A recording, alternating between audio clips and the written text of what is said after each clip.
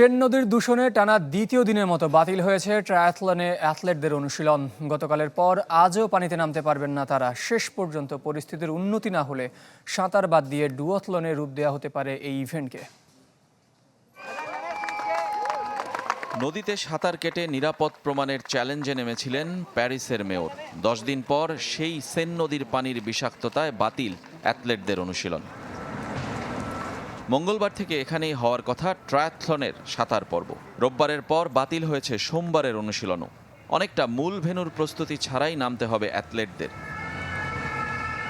শুধু ট্রায়াথলন না, এখানেই হওয়ার কথা ম্যারাথন সাঁতার। গত দুদিনের বৃষ্টিকে পানি দূষণের কারণ হিসেবে চিহ্নিত করেছে আয়োজকরা। বেড়ে গেছে এলইডির পরিমাণ, যা কিনা নির্ধারিত মাত্রার 10 গুণ বেশি। তবে আয়োজক এবং ওয়ার্ল্ড ট্রায়াথলন যৌথ বিবৃতিতে জানিয়েছে তারা আত্মবিশ্বাসী 48 ঘন্টার মধ্যে পরিস্থিতির উন্নতি হবে। আর সে আশা রৌদ্রোজ্জ্বল আবহাওয়ার কারণেই। বৃষ্টির কারণে পরিস্থিতির অবনতি হয়েছে। আশা করি আগামী 24 থেকে 48 ঘন্টার মধ্যে পরিস্থিতির উন্নতি হলে সাঁতার কাটার মতো পরিবেশ তৈরি হবে।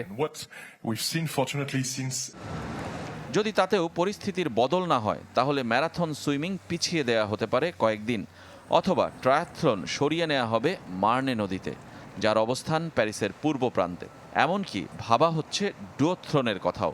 সাঁতার বাদ শুধু দৌড় আর বাইক রেসই হবে। অথচ গেমস শুরুর আগে প্রায় $1.5 বিলিয়ন খরচ করেছে প্যারিস শুধুমাত্র পানি পরিষ্কার করতে। অপসারণ করা হয়েছে বর্জ্য নালা, সাঁতারযোগ্য করার চেষ্টা শেষ পর্যন্ত সফল হয়নি। রেজওয়ানুজ্জামান, চ্যানেল 24।